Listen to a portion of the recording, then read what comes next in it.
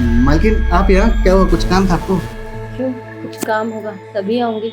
नहीं नहीं मालकिन, आप ही का घर है, आप जब चाहे आ सकती हैं। हम्म। वैसे एक बात बताओ, जब तुम्हारे मालिक जा रहे थे तो क्या कह कर गए थे? मालिक हमें ये कहकर गए थे कि अपनी मालकिन का अच्छे से ध्यान रखना, किसी चीज़ के लिए मना मत करना, जो मांगे वो ला के दे देना, घर का सारा काम समय पे करके देना। लेकिन तुम तो मेरा ध्यान नहीं रख रहे हो। अरे मालकिन कैसे बातें कर रही हैं आप? हम तो सारा काम आपको समय पे करके देखते हैं ना।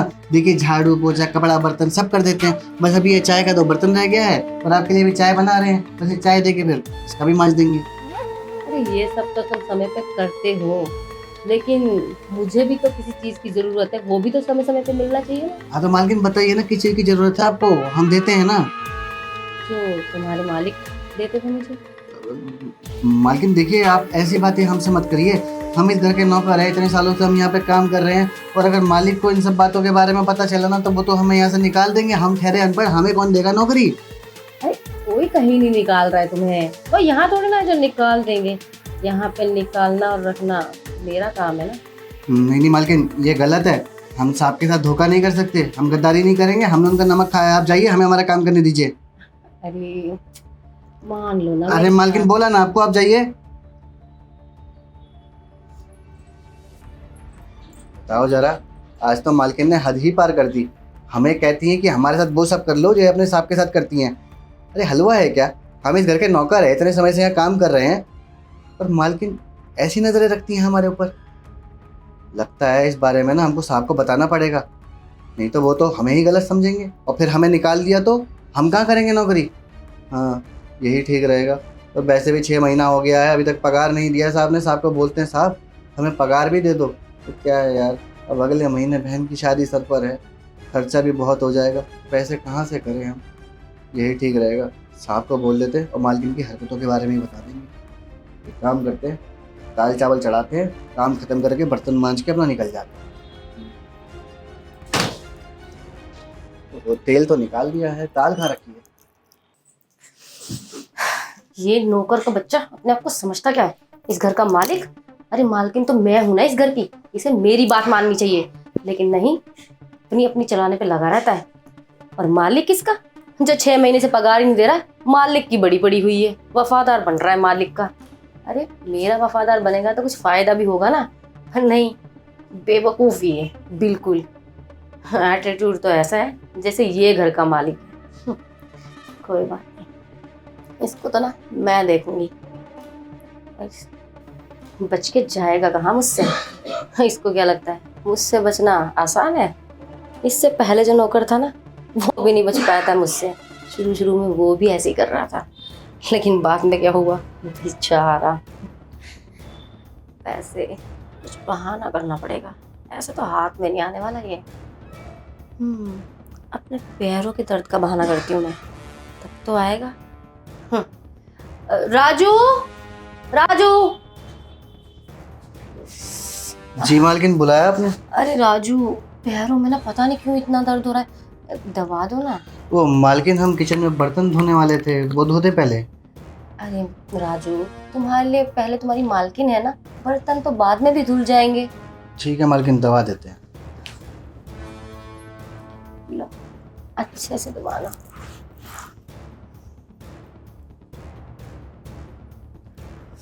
वैसे राजू एक बात बोलूं, जी मालकिन कहिए ना।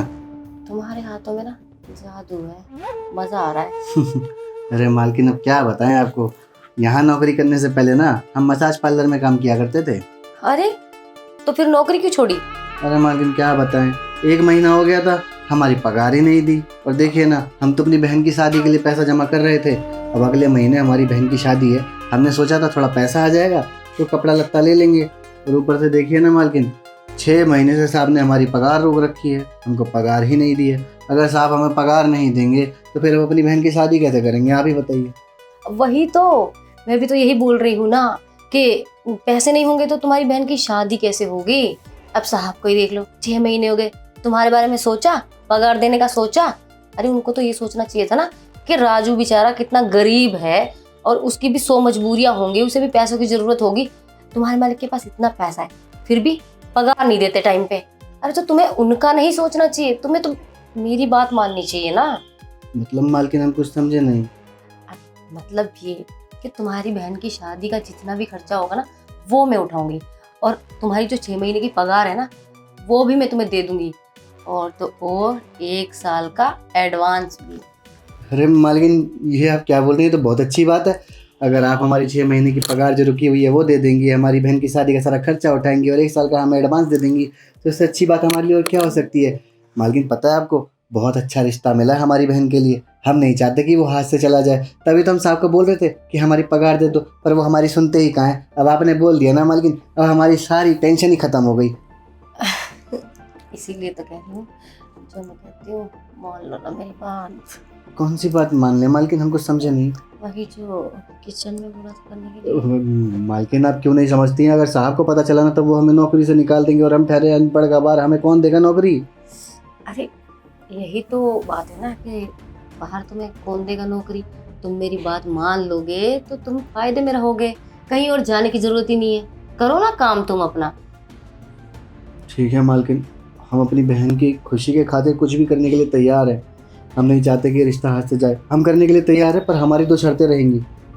कौन सी शर्त है? मुझे तुम्हारी हर शर्त मंजूर है। मालकिन आप पहले सुन तो लीजिए। हमारी पहली शर्त ये है कि जो कुछ भी यहाँ होगा ना, साहब को कुछ पता नहीं चलना चाहिए। और दूसरी शर्त ये रहेगी कि काम होते ही आप हमारे हाथ में सारा पैसा देंगी।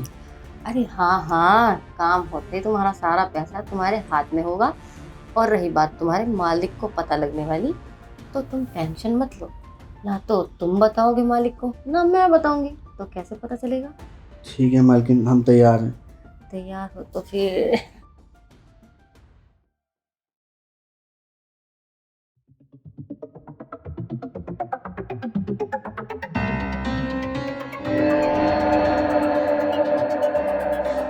वाह राजू, कमाल कर दिया तूने। सारी थकान मिटा दी तूने तो मेरी। अब एक काम कर, जा अच्छी सी कड़क सी चाय बना कर ले आ। ठीक है मालकिन, हम अभी जाते हैं, आपके लिए गर्मा गर्म कड़क अदरक वाली चाय लेकर आते हैं। तब तक ना आप वो पैसा निकाल के रखिए हमें देने के लिए। कौन सा पैसा? वो मालकिन, आप हमको रात को बोली थी ना ये सब करने से पहले कि आप ये सब हमें पैसा देंगी अगर आपको खुश कर देंगे, तो बस वही पैसा। मैंने ना तुमसे ना झूठ बोला था। मालकिन ये आप कैसी बातें कर रही हैं? आपको पता है हमारी बहन की शादी हमारे सर पर है अगले महीने। हमको बहुत ज़रूरत है इस समय पैसों की, और आप ऐसा कर रही हैं हमारे साथ। मालकिन देखिए, मजाक मत करिए, आप पैसा दे दीजिए। मैं कोई मजाक नहीं कर रही हूँ।